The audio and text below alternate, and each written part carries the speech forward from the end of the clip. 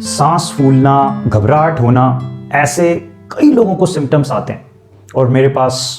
बहुत सारे लोग ऐसे आते हैं जो इन सिम्टम्स से परेशान होते हैं और इनका हल ढूंढ रहे होते हैं। तो दोस्तों, अगर आपको भी सांस फूलने का इशू है, घबराहट आती है, तो आपको इसे 2 लेवल पर चेक करना होगा। पहले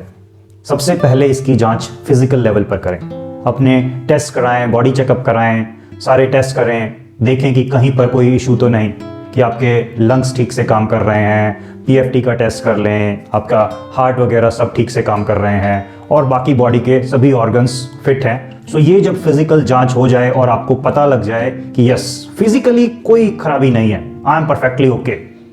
तब आप माइंड का एंगल एक्सप्लोर करें। मतलब अगर आपको ऐसे सिम्टम्स फिर भी आ रहे हैं तो इसका मतलब ये है कि ज्यादातर चांसेस यही है कि आपको एंजाइटी के कारण ये सांस फूलने का इशू आ रहा है, ये घबराहट का इशू आ रहा है। सो अब जब हम इसका सॉल्यूशन ढूंढ रहे हैं तो जैसे मैं आपको हर बार कहता हूं कि everything starts with a thought, कि हर चीज एक थॉट से स्टार्ट हो रही है। अपने थॉट्स को एक्सप्लोर करना शुरू कर दो, अपने साथ बैठना शुरू कर दो। तो इस केस में भी हम 3 एंगल्स देखेंगे। पहला है थॉट लेवल पर, कि जब भी ऐसा कुछ होता है, कहीं ना कहीं आपके थॉट्स कुछ गड़बड़ कर रहे हैं, वो ऐसे चल रहे हैं जिसके कारण आपकी बॉडी पर अनवांटेड फीलिंग्स आती है। तो अब सबसे पहले अपने थॉट्स को एनालाइज करना शुरू करें, कि देखें कि अगर मैं अपने थॉट्स, जो कि लगभग ऑन एन एवरेज 60-70 हजार तक हर पर्सन को डेली आते हैं, अगर हम उन्हें कैटेगराइज करना शुरू कर दें, कि मैं एक दिन का थॉट्स लेता हूं कि अगर मैं इसको बकेटाइज करूं, कैटेगराइज करूं, तो किस किस टाइप के थॉट्स आते हैं मुझे। जैसे कि कुछ थॉट्स जो होंगे वो आपके बारे में हो सकते हैं, कुछ थॉट्स आपकी फैमिली के बारे में हो सकते हैं, कुछ थॉट्स आपके प्रोफेशन के बारे में हो सकते हैं, कुछ आपके पर्सनल, अगर कुछ ऐसा करंट इशू चल रहा है या कोई ऐसा है जो कि पास्ट का कोई इशू था, वो हुआ था, या कोई फ्यूचर के कंसर्न्स हैं, उस टाइप के कुछ हो सकते हैं थॉट्स। और अगर इन सब में नहीं है, कुछ डिफरेंट ही है, तो उसे आप एक रैंडम आप कैटेगरी दे सकते हो, जो कि usually time to time change होती रहती है। सो आप देखिए, जब आप वो एनालाइज करेंगे कि पूरा दिन का मेरा थॉट ये है, इस कैटेगरी से लगभग इतने % आ रहे हैं, आपको पता लग जाएगा कि इस कैटेगरी के थॉट जो हैं वो मुझे ज्यादा परेशान कर रहे हैं। और जब आप इसको कई दिन तक एनालाइज करेंगे, मे बी 7-10 दिन ले लीजिए आराम से और एनालाइज कीजिए कि कितने थॉट्स आते हैं, किस कैटेगरी के थॉट से आप ज्यादा परेशान हैं,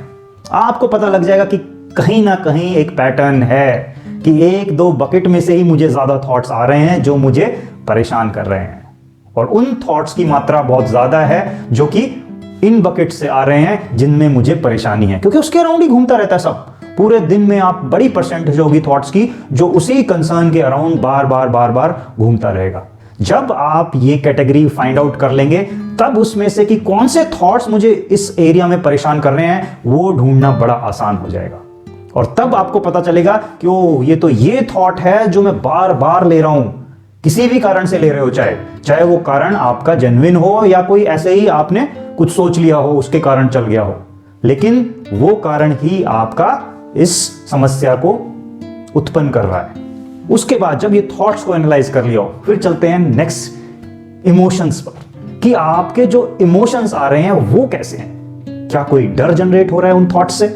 या कोई किसी से रिग्रेट फील कर रहे हो किसी कारणवश, कोई गिल्ट आ रहा है, या कहीं किसी पे गुस्सा आ रहा है, कोई भी इमोशन हो सकता है आपका। आप किसी भी इमोशन से परेशान हो सकते हैं। हो सकता है कि आप जैसे खाली बैठे बैठे बोर हो गए हो, तो वो बोरीडम वाला इमोशन हावी हो गया है, लोनलीनेस वाला इमोशन हावी हो सकता है। तो आपको जांचना है कि ये जो थॉट्स आते हैं, मुझे जो परेशान कर रहे हैं, वो मुझे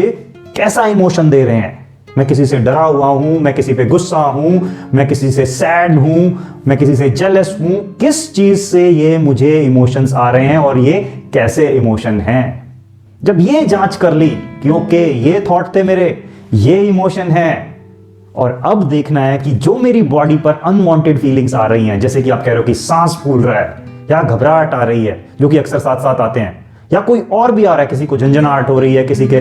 पैर या हाथ में कहीं कोई बॉडी पार्ट आपका ठंडा या गर्म पड़ गया है, आपको लगता है कि इसमें चींटी सी चलती है, किसी का कोई पार्ट दर्द कर रहा है, तो कुछ भी हो सकता है जो एंजाइटी के फॉर्म में आपकी बॉडी आपको दिखा रही है। तो वो जो अनवांटेड फीलिंग्स बॉडी पर आ रही हैं, जैसे कि आपकी करंट समस्या सांस लेने को है, सो वो है जो कि आपके थॉट्स और इमोशन में जो भी वो इमोशन आया उसके कारण ये जनरेट हो रही है। तो अगर आपकी समस्या है कि आपको सांस लेने का इशू आ रहा है, कि आपको लगता है कि मेरी सांस फूल रही है, कहीं मुझे ऐसा लगता हो कि मेरी ऑक्सीजन तो कम नहीं जा रही है, या मेरी सांस क्यों फूल रही है, मेरे फेफड़ों में तो कुछ ऐसा नहीं हो गया है कि मुझे सांस ही नहीं आ रही हो, तो आप जो चेकअप कराए हैं आप उससे ये जान सकते हैं कि आपके फेफड़े बिल्कुल ठीक है, बॉडी बिल्कुल ठीक है। आप चाहे तो ऑक्सीजन लेवल भी चेक करा लें, उस वक्त आप देखेंगे कि ऑक्सीजन लेवल भी आपका 98, 99 अच्छा आता है लोगों का, और फिर भी ये इशू आ रहा होता है क्योंकि ये माइंड से चल रहा है, एंजाइटी के कारण है। तो अब आपको इसे इस तरह से हैंडल करना है कि आपको बस अपने थॉट्स पर काम करना है, इमोशंस पर काम करना है, और अनवांटेड फीलिंग्स जो आ रही हैं वो ऑटोमेटिकली उसके कारण हैंडल होती चली जाएंगी। आपको अगर अपनी फीलिंग को भी हैंडल करना है तो आप ऐसा कर सकते हैं कि मान लीजिए ये आपका विंड पाइप है और आपको लग रहा है कि सांस कम आ रही है, आपको इसको विंड पाइप को इमेजिनेशन में एक तरह से हाइपोथेटिकली इसको यूं पकड़ना है और खोलना है और जोर जोर से सांस लेनी है, लंबी लंबी गहरी गहरी सांस आपको भर भर के लेनी है। आप ये प्रक्रिया बार बार करेंगे, साथ साथ अपने थॉट्स पर भी काम करना है, इमोशंस पर, जो भी वो डर आ रहा है कि सैडनेस है या कोई जेलसी है, कोई रिग्रेट है, कोई गिल्ट है, व्हाटएवर बी दैट इमोशन, आपको उन दोनों लेवल पर काम करते हुए अपने जो भी ये इशू आ रहा है, सांस का है, घबराहट का है, कोई और अनवांटेड फीलिंग है, उसको निकाल फेंकना है। तो दोस्तों ये थी आज की video. Thank you very much.